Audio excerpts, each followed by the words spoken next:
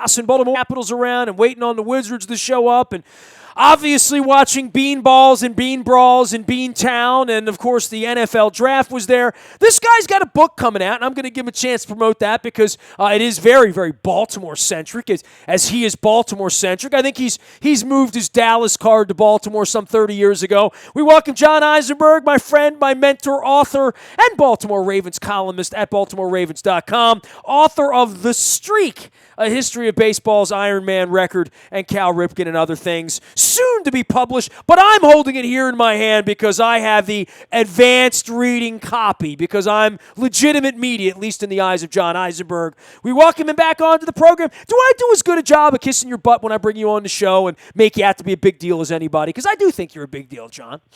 Well, I do appreciate it. It's very nice. And, some other shows you go on, no, you don't get that. So, anyway, John Eisenberg from... Is that Baltimore or D.C.? Where are you? Yeah, exactly right. He is. You don't confuse anybody because you are B-more Eisenberg out on Twitter as well. We'll get to the book in a minute because you've been talking about this for a couple of years, and I definitely want to give you a chance to. When is it really out? Give me that much at least. July 4th. July 4th. Oh, that's a great American. That's hard to forget that. I mean, 38 Specials playing a Heritage Fair. I won't forget when the book's out. And I've been perusing it, and we'll get into that because I have you gave me the paperback, which makes it lightweight, which I appreciate more than like Springsteen's book, which weighed about 30 pounds, carrying around Australia and New Zealand. The Ravens, they draft. You work for the team, sort of quasi-semi. You can be as critical as you want, and you have been. The criticism is they didn't help Flacco. I hear that, but I also hear that that's what they have Brashad Perryman for, right? Still kind of, sort of, right?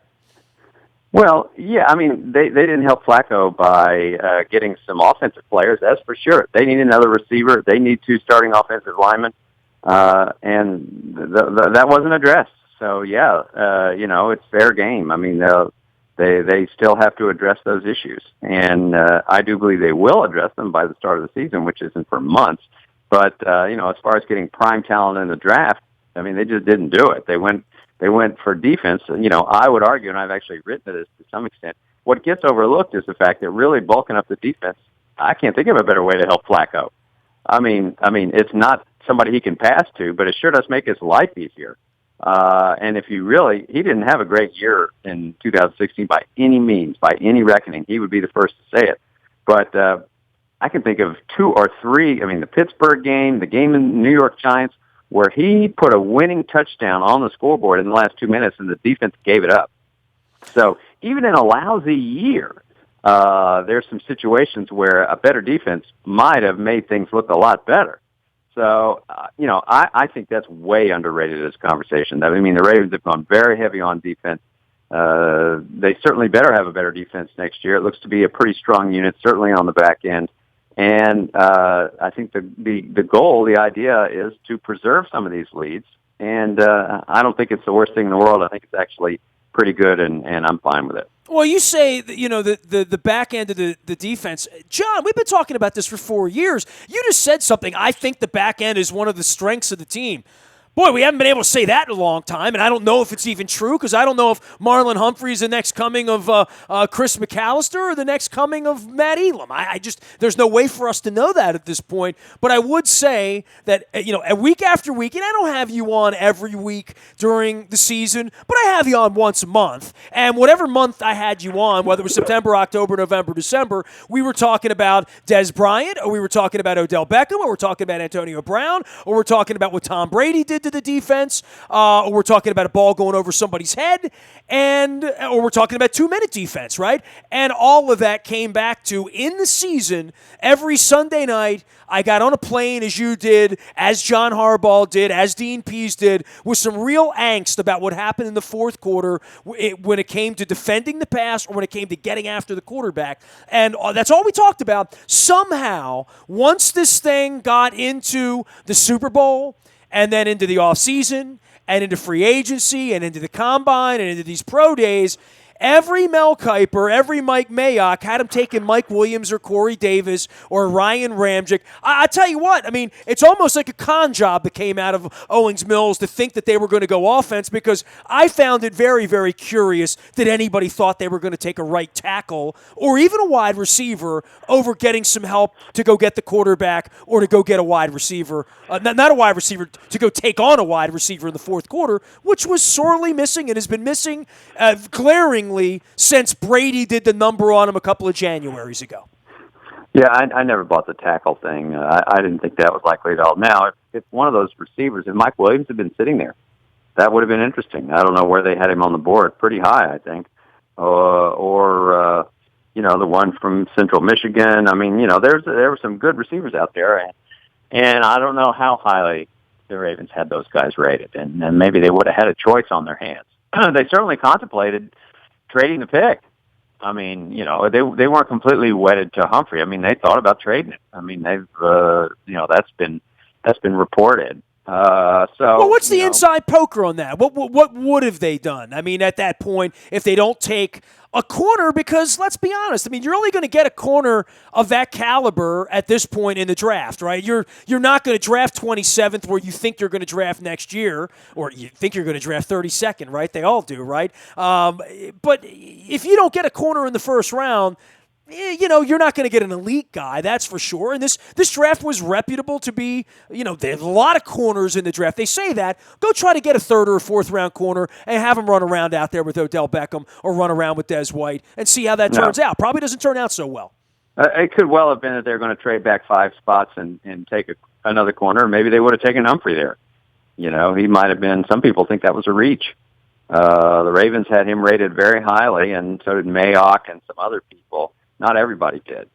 So, well, there was nobody that was really universal in the end, right? It wouldn't have been for a receiver. The best receivers were gone. And it would not have been for a receiver, maybe it would have been for an inside linebacker, the guy from Alabama. I mean, there's just no telling. But, they did think about it, but did not pull the trigger. I think they really liked Humphrey. And I do believe that they had him on top of their board at that point. And, he doesn't feel it's a bold pick. I can't remember. This is really a pretty bold pick by the Ravens. I mean, in the respect that they have needs. The public is braying for them to fill those needs. This doesn't necessarily fill one of those needs. I mean, like we talked about, they need a receiver, they need playmakers, they need offensive linemen. They didn't do it. But, this is a guy that'll be playing corner here in 3 years, unlike the guys that are here now probably. So it's a long-term investment at a key position, and I understand it. But, they're out there on the island a little bit with it because they didn't fill a need. John Eisenberg joining us here from BaltimoreRavens.com. The book is The Streak. That's coming out on the 4th of July. You can follow his journey at Be More Eisenberg. And, of course, longtime mentor and friend of mine from the Baltimore Sun, and sometimes a professor as well. No matter what kind of professor you are, or mock drafter or insider you are, then the draft actually starts, right? And, other than Myles Garrett, I don't know that anybody felt universally about much in this draft other than, O.J. Howard was the only tight end. There really weren't guys after that table of the 3 wide receivers that kind of fell off the table. But once the draft started and the Bears started their chicanery and the wide receivers went and the quarterbacks went and Andy Reid went up and got himself one and the Texans did as well, I think that the board fell very nicely into the teens, and I think we all felt that way when we saw 13, 14, 15 coming up, and all those Alabama guys sitting there, and 3 or 4 other guys that a lot of people had in their top 10 still available. Of all the Alabama guys, I'm kind of shocked they didn't go with O.J. Howard because I thought he was sort of that difference-maker guy that they could have sold here as a wide receiver. Now, I know the one thing that they've put a lot of stock into the last 3 or 4 drafts has been tight end. That hasn't netted much, even in free agency, and even with Dennis Pitta's sort of miraculous turnaround. I was kind of shocked when they looked the other way at Howard. I'm not. They've just got an awful lot invested in tight ends already.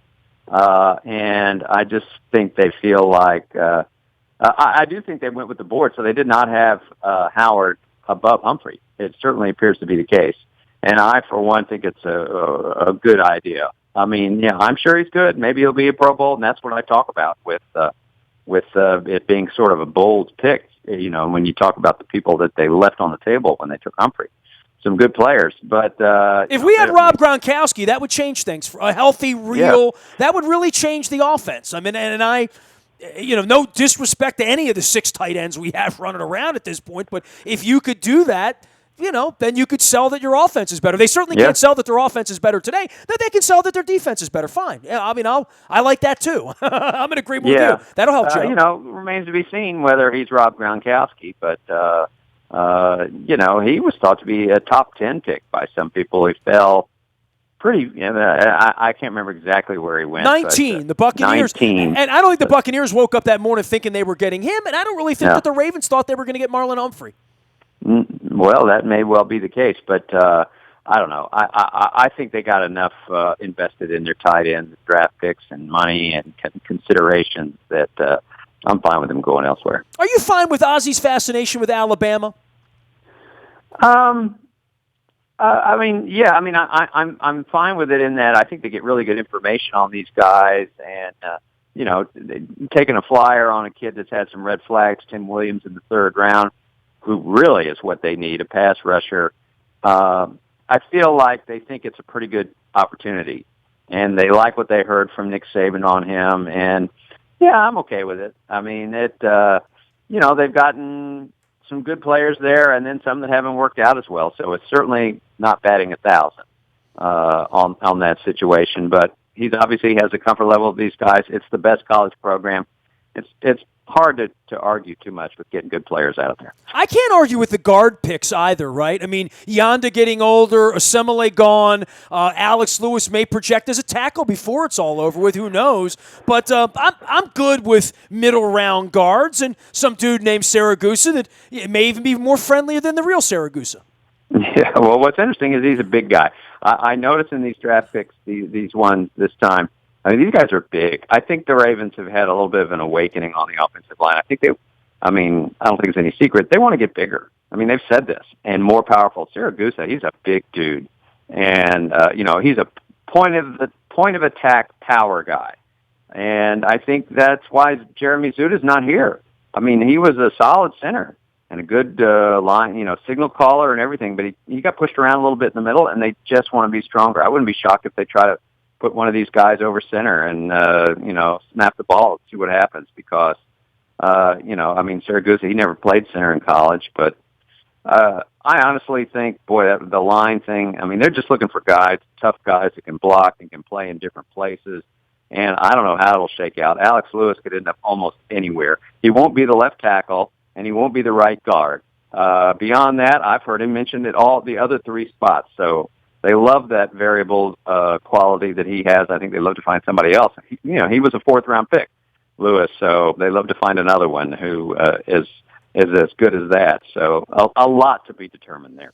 John Eisenberg joining us here from BaltimoreRavens.com. Of course, Be More Eisenberg. Do you feel the sense that this draft needed to be different and this season needs to be different? And I'm dipping my toe in the water with you all the time on this because we are getting closer to the end of the Ozzie Newsome era than the beginning, but similarly with John Harbaugh. I think we could both safely say John Harbaugh's not going to make it 20 years and Ozzie Newsome's not going to make it 45. So in saying all of that, and I don't know where the end is, John might be here another 10 years. I don't know. I'm pretty sure Ozzie won't be. But in this draft with this group of players, given where they are 3 out of 4 years, given the empty seats last year, given the owner's posture a couple of months ago and saying, the horns are out, the pitchforks are out, or whatever it was, from the fan base, I feel all of that, and I don't take phone calls for a living, but I go out on Twitter, and I also know the esteem with which Ozzie and this organization is held universally around the league by the media, by the people in the league, and all of that stuff.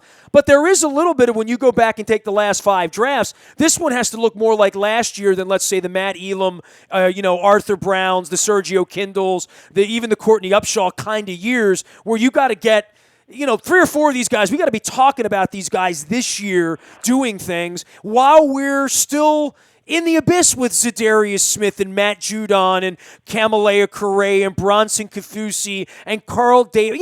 All of these names, well, are these guys going to get on the field? Yeah, I think it's fair. I mean, I don't know what the stakes are. I mean, that's a whole another situation, and I don't know, in terms of having to win and what would mean what. I do think, that after not making the playoffs last year, not making it 3 out of the last 4, I feel that the organization feels like it's an important year. I mean, because the narrative needs to change. I think they feel that. I mean, it doesn't have to change. But I think it really needs to change. There is a difference.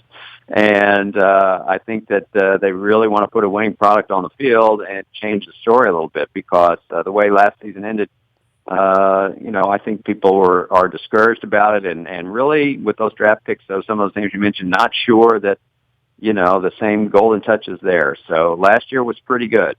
And certainly you need to hit on your first-round draft pick, and I think you need your second-day guys. That's where really the problem has been the last few years is those second-day guys, second round, third round. That's where you hopefully get some guys that can contribute right away. And so if you see some of these guys, sacking the quarterback a little bit in 2017, these rookies that they took at those spots, I think you'll see people a little bit happier. All right, let's turn it from orange, or from purple to orange. We'll skip the red for now. You know how I'm feeling. I'm feeling blue about the red right now, John. Your book is The Streak. You're a baseball guy at heart, and this thing has a lot of unwritten rules about whether it was. I lived through all of it. Whether it was a good idea, was it selfish? Your book speaks to all that. And then there's this nonsense about baseball. It's been going on at Fenway Park. I know you've witnessed a lot of stuff and beanballs and the Tino Martinez thing, and I probably rubbed elbows with you in the locker room after the Messina, Bill, what was it?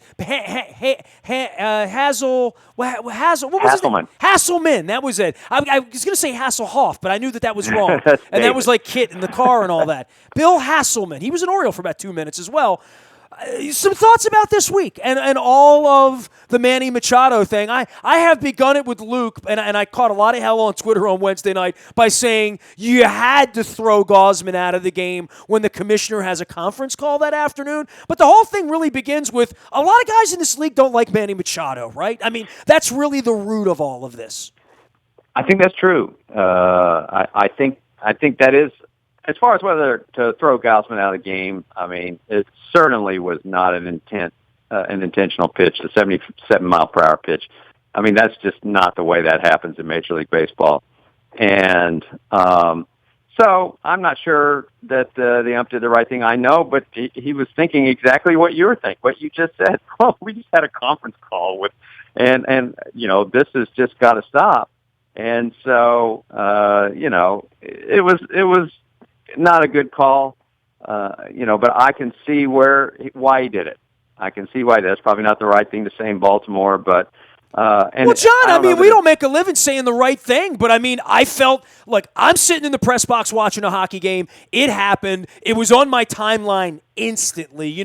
Within 30 seconds, I saw the pitch, and just seeing the pitch, it looked very intentional to me, but it also looked like a breaking ball to me. And Luke and I have had this argument. He's like, well, that'd be the least macho thing you could do, by grooving a curveball to hit a guy. I mean, that's like slapping a guy in a fight. And I'm like, yeah, it's like slapping a guy in a fight. It's like something you could get away with and say, well, I didn't mean it. I mean, if I meant it, I would have brought a gun instead of a knife. I don't even buy that argument at this point. And I do completely buy the argument that you have to throw him out. I mean, if Jonathan Skopot got hit with a 78-mile-an-hour breaking pitch by Drew Pomerantz, I would have expected him to throw him out. I mean, that's what happens on the day when the commissioner calls at 2 o'clock, I think. Yeah.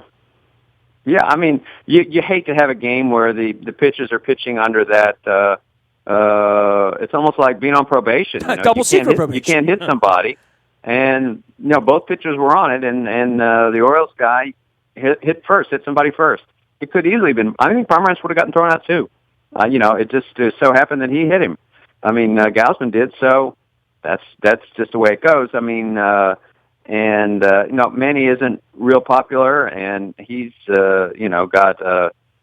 seems to get himself in the middle of these situations. I do think the Red Sox have been out of line on this thing. I think they were out of line from the beginning.